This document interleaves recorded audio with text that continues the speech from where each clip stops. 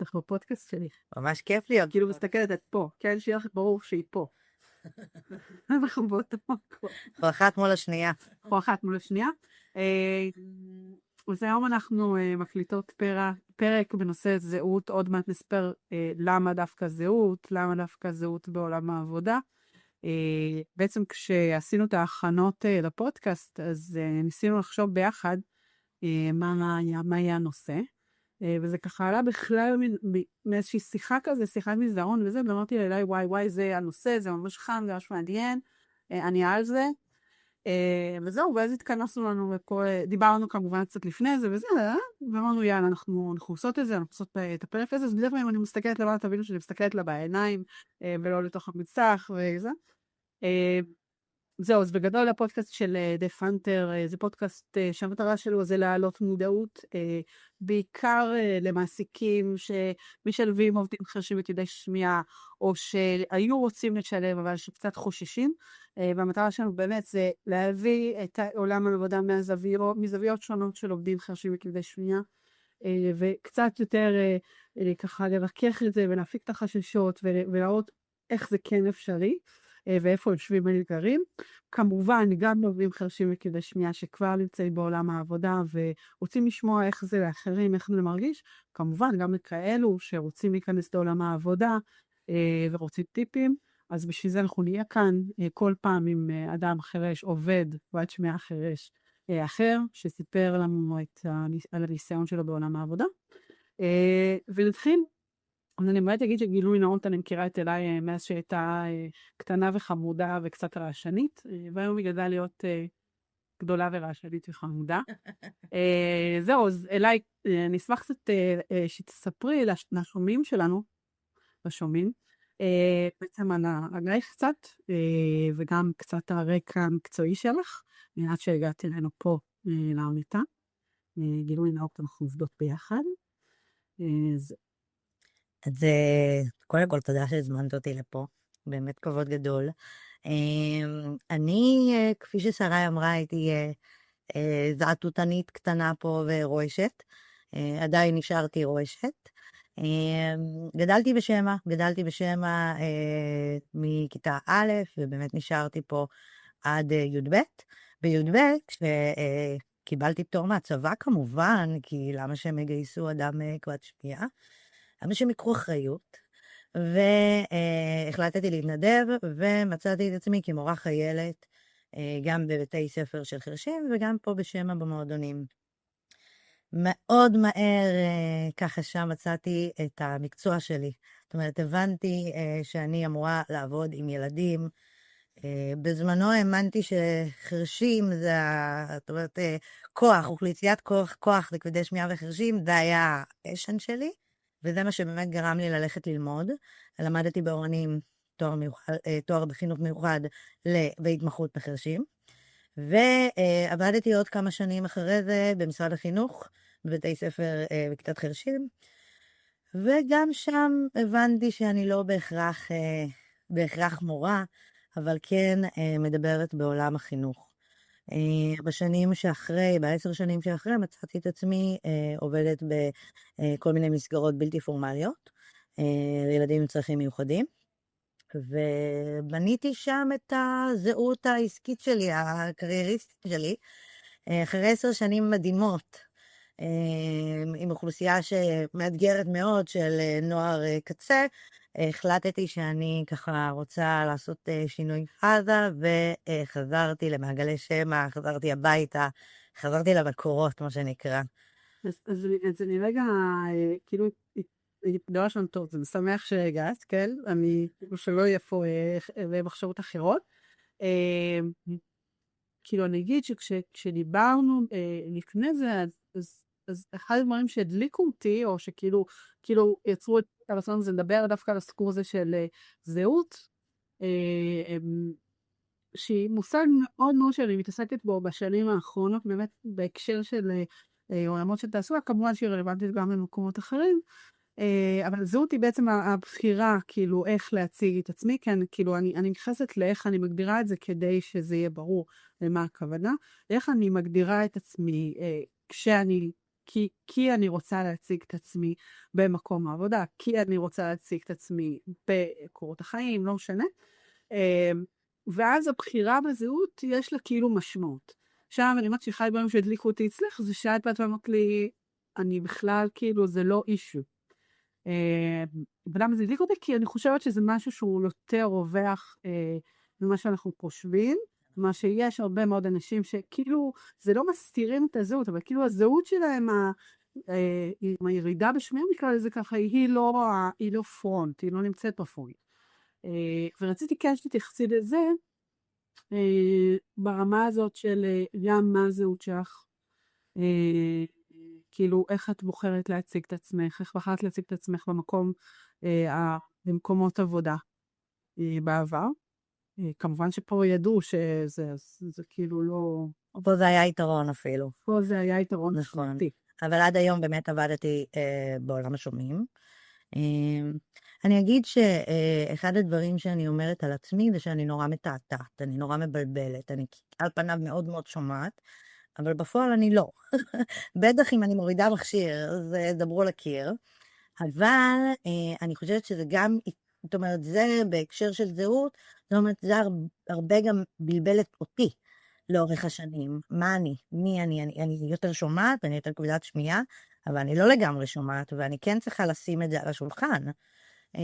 כשהייתי צעירה, היה לי הרבה יותר קשה להכיר בזה ולהגיד, בדבר הראשון שהייתי אומרת, יש לי גם את המגבלה הזאת, זאת אומרת, לקח לי זמן להבין שאני יכולה להפוך את זה ליתרונות, וזה לא בהכרח איזה חיסרון, או משהו שיפגע לי באיכות העבודה שאני יכולה לספק. לקח לי זמן, זאת אומרת, בהתחלה... למה? למה זה לקח זמן? כאילו, מאיפה אני מניחה שזה סוג של אמונה, שמתישהו בחיים נכנסה לחיים שלך. בסדר, אם אני כאילו משאילה את זה מעולמות הקרב, ואומרת, יש אמונות, זה דבר כזה שנקרא אמונות מעכבות. מתי זה נכנס לחיים שלך? כאילו, המחשבה שזה יכול להיות בעייתי.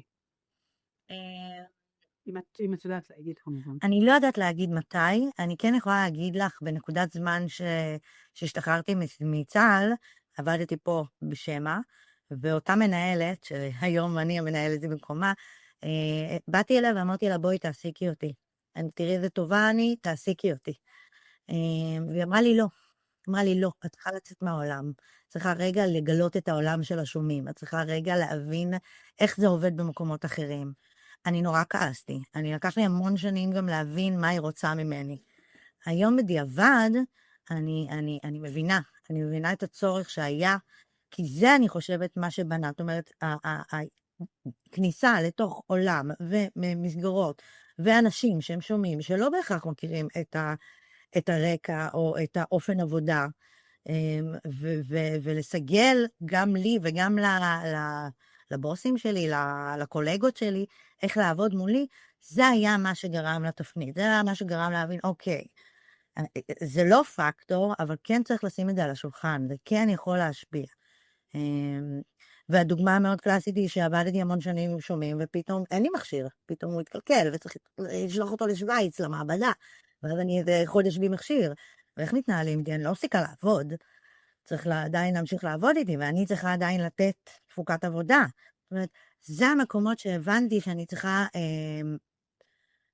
לא רק למצוא דרכים בעצמי בתוך הדבר הזה, אלא גם ללמד את מי שאיתי איך לגשת אליי בסיטואציות מסוימות.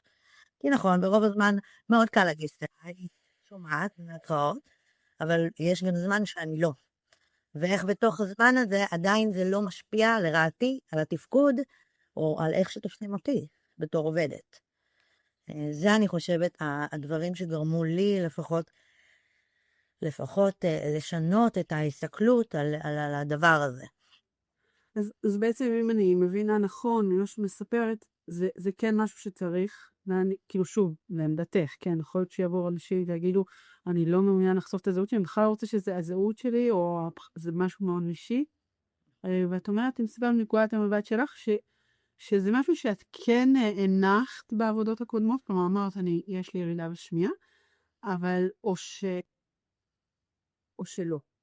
כן הנחתי את זה. זה כלומר, בכל מקום שהבאת ידעו, כי את מדברת על זה כאילו מנקודה מאוד בשלה. נכון. פקודה שמאוד מבינה בדיעבד את הדברים, וכמה הדבר הזה הוא כלי, והוא בסוף התמודדות, כמו שמספרת, במקרים שאין מכשיר, ופתאום צריך איזה, אז כאילו באמת רואים את ההשפעה האמיתית שלי. נכון. תראי, אני חושבת שהייתי צעירה יותר, ישר מתוך מקום של להיות כנה, ישר שמתי את זה על השולחן, וזה לא בהכרח עבד לטובתי, כי התפיסה הראשונית שהייתה ממני, היא שאני קודם כל כבדת שמיעה. אני לא תופסת את עצמי כקודם כל כבדת שמיעה. קודם כל בן אדם. אוקיי. אני קודם כל בן אדם, אני לא מגדירה את עצמי לפי השמיעה שלי. זה לפחות אני. זאת אומרת, היא קיימת, זאת אומרת, דה פקטו, אבל אני לא מגדירה את עצמי על פי זה. זאת אומרת, היה לי מאוד מאוד חשוב, מאוד כנה, ומיד הייתי אומרת את זה. ולא הייתי נותנת רגע הזדמנות להציג את עצמי ולהציג את כל הקלפים שלי לפני שאני קופצת למים העמוקים. בדיוק. עם השנים, עם ההתבגרות, עם הניסיון, הבנתי שאני קודם כל צריכה להציג את עצמי, לספר עליי, זאת אומרת, לפני שאני בכלל אומרת על הכבדות שמיעה שלי, להציג את הנתונים, שאני יודעת שיש לי נתונים טובים, אני גאה בנתונים שלי, ואחרי זה, כדרך אגב, שומע, יש לי גם XYZ, וברגע שזה לא הופך להיות מוקד העניינים, אני חושבת שגם זה מאפשר לפחות למעסיק שלי, לראות קודם כל את הדברים האלו, בנוסף לדבר הזה. אוקיי, ומה עוד היית רוצה כאילו להגיד על הסיפור הזה של הזהות? אני זוכרת שאז זרקת לי ואמרתי משהו על הסיפור הזה של ההורים שלך, שהם חלק מאוד משמעותי בהבנה איך אני צריך להתנהל בעולם העבודה. אני אגיד לטובת ולזכות ההורים שלי, שבאמת הורים מדהימים, והם מאוד מאוד שומעים. הם שומעים. זאת אומרת, היה לי המון כעס כלפיהם שהם לא ניסו ללמוד את השפה של החרשים, ואולי לקבל קצת את העולם, שגם חצי ממני, את העולם, את הקהילה שלי, את קהילת החרשים, שהיה לי קבוצה מאוד גדולה של חברים, שבאמת לא היה להם יכולת לתקשר איתם. זה החלק, מה שנקרא, הפחות, אבל בסך הכל הם הבינו את מה שאני בזמנו לא הבנתי, והיום אני מבינה, אנחנו חיים בעולם ששומעים. ובתוך העולם הזה צריך להסתדר. ואני חושבת שהם שמו לי רף מאוד גבוה בדרישות ובהבנה שכדי להסתדר אני צריכה לעמוד בתוך הרף הזה. וזה אומר הכבדות שמיעה לא צריכה להיות איזה מין מכשול. והם באמת אמרו את זה המון. הם אמרו כמה שזה מבחינתם לא משהו שימנע ממני להשיג כל מה שאני רוצה להשיג. ואני חושבת שזה שהם שמו את זה כל הזמן מול הפרצוף שלי, ולא לא אפשרו לי לוותר לעצמי בגלל החולשה הזאת, שהיום אני לא מסתכלת עליה כחולשה, אגב, אבל הם נתנו לי להרגיש שזה משהו שהוא לא צריך להיות אולי מגבלה, אבל הוא לא צריך לעשות לי גבול. ובאמת זה מה שקרה, זאת אומרת, הייתי באה עם המון המון ביטחון, שהביטחון הזה נבנה מהבית. ובכל זאת אני אשאל על דווקא לעולמות של השכלה גבוהה או תעסוקה, איפה הרגשת שזה לא בא לטובתך? כלומר שזה... לא בפעמים. שזה כן משהו שהוא קשה ומאתגר, מביך, מתסכל. אני אוסיף לכל מה שאמרתי. לאורך כל חיי היו את האתגרים, את הכשלים, את ההבכה, זה פגש אותי לאורך כל המסלולים. באקדמיה, תמיד הייתי צריכה לשבת, היה לי שולחן שמור כזה, ולא בהכרח רציתי שכולם ידעו זאת הנכה של השולחן שמור. יש לזה את המקומות שבהם אמרתי, רגע, כאילו, אבל... כאילו יש כזה מעין, לאורך, שוב, אני אומרת, אני מסתכלת, כן, עד איפה שאת נמצאת, איזשהו הליכה כזאת של, כאילו זה לא משהו, כלומר, זהות, באופן כללי, בהתייחס לאנשים חרשים כבדי שמיעה כמובן, זה משהו שהוא נבנה לאורך החיים. כלומר, יכול להשתנות מנקודה לנקודה, בתפיסה העצמית שלי, ובכל פעם אני יכול להיות או לא להיות. נכון, לגמרי נכון. קודם כל, אני לא חושבת שאנחנו חד משמעיים להכל. זאת אומרת, זה לא שחור או לבן. מה אתה אומר? היום אני גם וגם. זאת אומרת, אני גם זה וגם זה. אני גם קצת שומעת ואני גם קצת חירשת. זה למה אני נורא מתחברת לסימן של כבד שמיעה. כבד שמיעה, כי הוא באמת חצי כזה וחצי כזה. אבל אני גם אומרת, החיים הם לא שחור ולבן. זאת אומרת, יש פה איזו קשת מאוד גדולה. אני חושבת שיש דברים שזה בא לי הרבה יותר בקלות. ויש דברים שזה הרבה יותר מאתגר אותי. זאת אומרת, אם עכשיו יש לי פגישה בזום, אם עכשיו לא יודעת איזו עירייה גדולה או איזה תורם גדול, וקשה לי פתאום להבין מה נאמר. לפעמים זה קורה, ואני צריכה למצוא את הדרך לעקוף את זה. אז יש את האתגרים, אבל אני חושבת שבזכות זה שאני לא נבהלת מהאתגרים האלו, אני לוקחת אותם ומתחזקת מהם. אז אני גם וגם, ואני, זאת אומרת, מקום שאני מכבדת את זה. זה קצת כזה לא לדעת מה לעשות עם עצמי, כן? כאילו, להסתכל לך בעיניים ולהסתכל על זה, אז כאילו, זה הקפיצות. את תמיד מסתכלת לי בעיניים, לפי הנשיא העיניים של קומנדה. כבר מראה את היכולות הבין-אישיות שלך. מה היית רוצה לספר ככה, לשתף לנו דווקא כן, היית רוצה משהו שהוא דוגמה שהיא יותר קונקרטית, אפשר האם נתקלת פעם לכניסה למקום עבודה, שפתאום היית צריכה כאילו להסביר את זה, או תגיד, שאלו אותה איך תסתדרי או האם היה לך נשלח איזה, באמת מאוד לשמוח, זה כאילו, אוקיי, זה מעיד עלייך, כי את עם ירידה בשמיעה, דברים כאלה?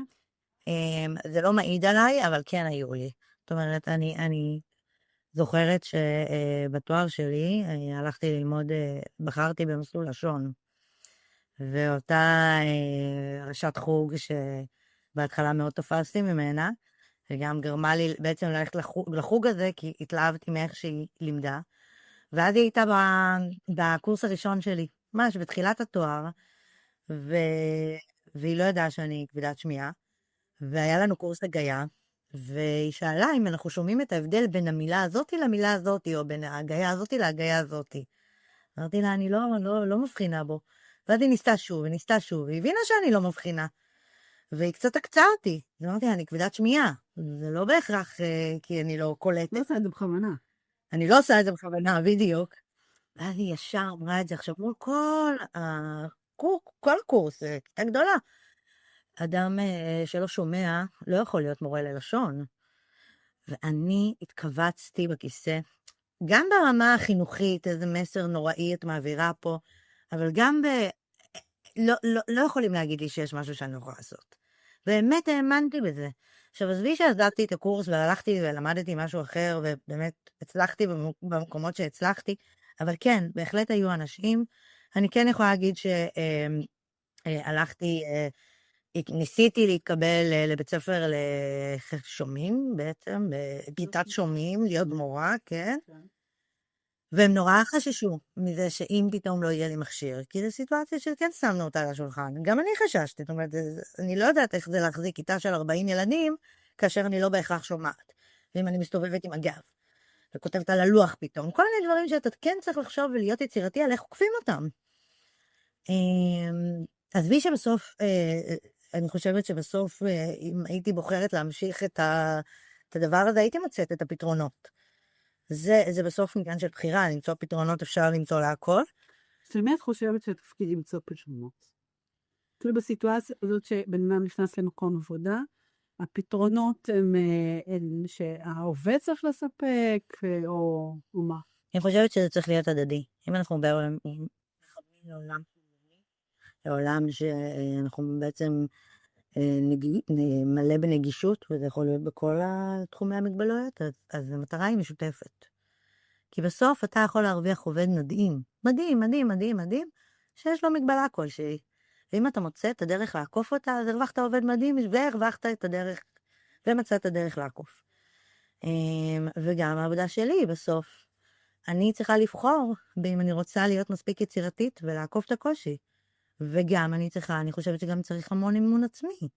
המון להיות באיזה מקום שאתה אומר, אוקיי, אני מאמין בעצמי, מה שאני רוצה, אני יכול להשיג. בואי נקשה עלייך. כן. בואי נקשה עלייך. הרבה מאוד חבר'ה צעירים, לא משנה, לא בהכרח שרוצים להיכנס לתחומי ההוראה, אבל בכלל, חבר'ה צעירים חרשים וכבדי שמיעה שסיימו תארים, נגיד אני אפילו נותנת את זה אפילו יותר, לא מצליחים למצוא עבודה, לא מצליחים להשתלב, מעסיקים לא רוצים לקבל אותם בעולם עבודה. מה את אומרת לצעירים האלה? הם לא רוצים להשתלב, או שהם לא מצליחים להשתלב? זו השאלה הראשונה שאני אשאל. אני חושבת שאני אתחיל בלשאול איפה, במהות הדבר הראשון שאני אשאל זה אם הם לא צריכים או לא רוצים. אני חושבת שהרבה פעמים זה קשור גם ליכולת שלך ולרצון שלך ולביטחון שאתה בא איתו. זאת אומרת, אם אתה באמת מאמין שהמגבלה היא לא פקטור, אז אתה תצליח. זאת אומרת, זה מה שאתה תשדר, זה מה שאתה תשב ברעיון עבודה. המגבלה היא לפעמים פקטור. נכון, אני לא אומרת עכשיו קרש לכתי.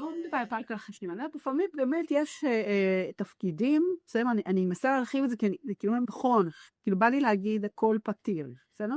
אבל כמו שאת אומרת, לא בכל סיטואציה, לכל 100% מהמקרים. אז אני מחוברת למציאות, בסדר. אני עצמי לא יכולה להיות עכשיו, לא יודעת, מאבחנת, בודקת רדיו, לא יודעת איך לקרוא לזה, אבל בודקת סאונד, לא יודעת. אבל אני לא אוכל להיות, אני גם מחוברת למציאות שלי. אני גם לא אוכל להיות, לא יודעת, עוד הרבה דברים שלא קשורים לשמיעה שלי, כי אין לי את היכולות של זה. זאת אומרת, זה חלק מלהיות, להבין מי אני, מה הנתונים שלי, ועם הנתונים האלו אני אעבוד.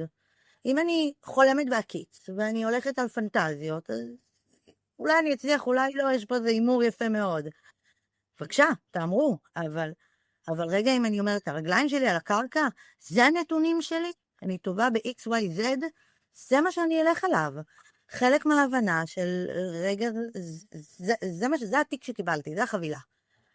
מה אני עושה עם החבילה הזאת? אז אני אגיד לכל אותם כבדי שמיעה וחרשים, איפה הרצונות ואיפה המציאות, איפה היכולות, ואיפה בסוף אנחנו צריכים להתעסק גם בחוזקות שלנו וביכולות שלנו. מתמטיקה זה לא הצד שלי. תגידי 2 ועוד 2, אני אחשוב. ייקח לי זמן. אני לא אלך לעשות דברים שקשורים בתחום הזה. אני כנראה לא אהיה מנתחת נתונים או סטטיסטיקה.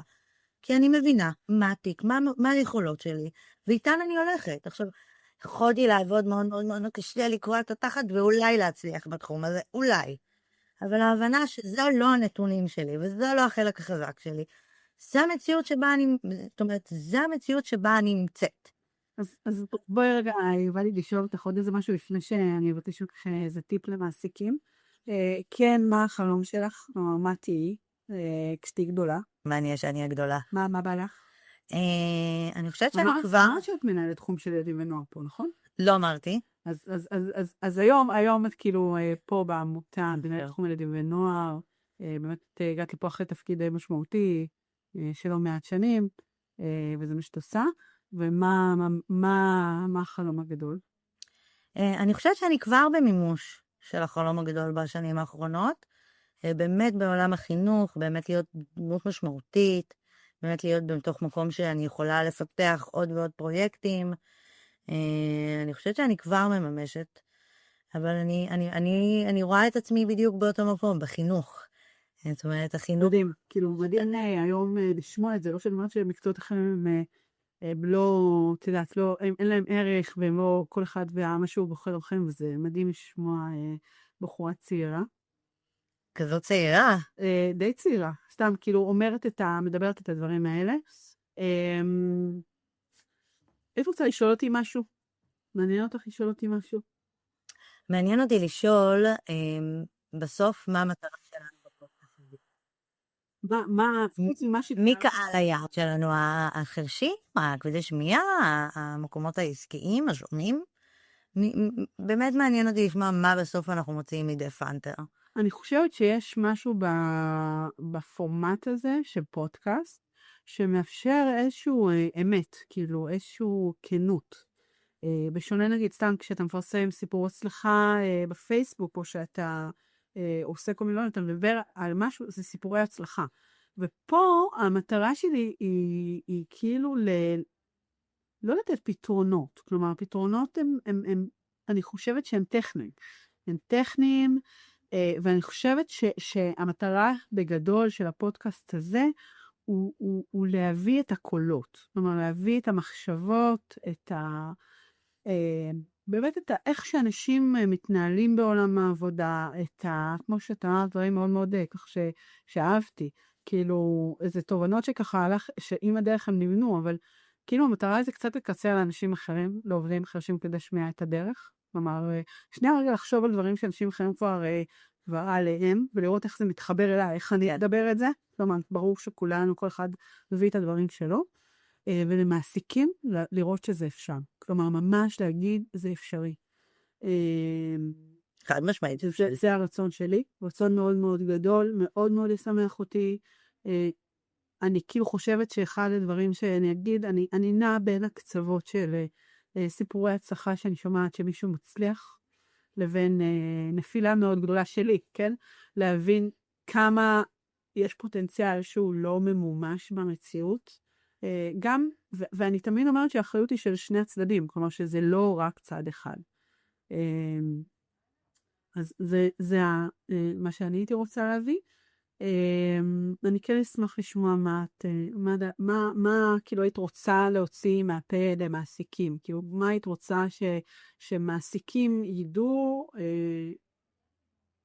קודם כל הייתי רוצה להגיד להם, תנשמו שנייה תפגשו את הפרסונה, ותראו את הנתונים לפני בדיקת השמיעה שלו. זאת אומרת, זה, אם אנחנו מדברים על כבדי שמיעה וחרשים, זאת אומרת, יכול להיות שהמסכה הזאת של המגבלה מעיבה לפעמים על היכולת של אותו עובד, אותו בן אדם, אותו מועמד שמגיע אליכם. אני חושבת שלפעמים באמת, כשאתה אדם עם מגבלה, אז אתה רואה מתי מסתכלים עליך בעיניים של מגבלה. אתה כבר לומד את הדבר הזה. טובה מאוד אני לפחות, אני אגיד את זה עליי, אני לפחות מאוד, זאת אומרת, הרבה פעמים הייתי מגיעה ומבינה מתי מסתכלים עליי קודם כמגבלה ולפני החומר האנושי. ובא לי להגיד, רגע. לא מכירה את הנושא מקרוב, אבל זה מעניין מה שאת אומרת. תשמעי, אני חושבת שזה משהו שכל אדם בעל איכות כלשהי יכול להעיד שיש איזה מבט.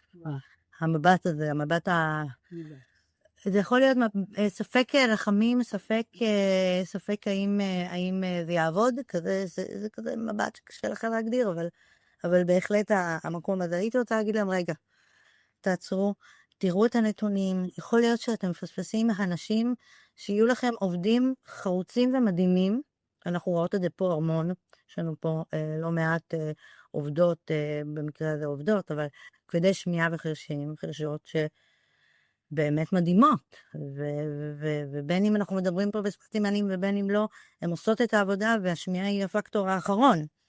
זאת אומרת, אז אני אומרת, זה נכון לגבי כל מקום. מגיע לכם עובד שיש לו מגבלה, חכו רגע עם המגבלה, היא פקטור, בסדר, תתייחסו אליה, אבל לפני כן תבדקו עם הנתונים. כי יכול להיות שהנתונים של אותו עובד יתאימו לכם בצורה כמו כפפה ליד, ואתם תרוויחו עובד מדהים. מה שכן תצטרכו זה להנגיש אולי, להתאים אולי, ללמוד קצת את הנושא, כאילו בעיניי, בקטנה. אני אגיד שהמנהל שלי הקודם, שעבדתי אצלו 7 שנים, בהתחלה זה היה משהו שהוא לא ידע איך לאכול. בהתחלה. זאת אומרת, הוא לא הכיר אותי. הוא ידע שיש לי נתונים טובים, אבל זה היה איזו שאלה, איפה השמיעה הזאת תפגוש אותנו. הדבר הזה לא עלה אחרי 7 שנים האלו, כמעט ולא. זאת אומרת, מהסיבה הפשוטה שבאמת הוא הרוויח עובדת טובה. וזה היה משהו קטן בתוך הדבר הזה. אז אני חושבת שזה נכון לעוד הרבה אנשים שמגיעים, והרושם הראשוני שלהם הוא שהם חרשים, או לא שומעים, או מגבלה כלשהי, וזה קצת מטשטש את כל השאר. אז בא לי להגיד, רגע, תהפכו את הדברים, תהפכו את הסדר. זה יכול להיות שרק תרוויחו. בדיוק. כל הזה. אליי. שרי. אני מודה, מאוד שבאת, שהסכמת, לא יודעת אם להיחשף זו המילה, אבל כאילו לדבר על הדברים ככה בזרימה. אני מאחלת לך הרבה בהצלחה, גם פה בתפקיד וגם כמובן בחיים האישיים. וזהו, תודה. תודה רבה לך, היה ממש תענוג.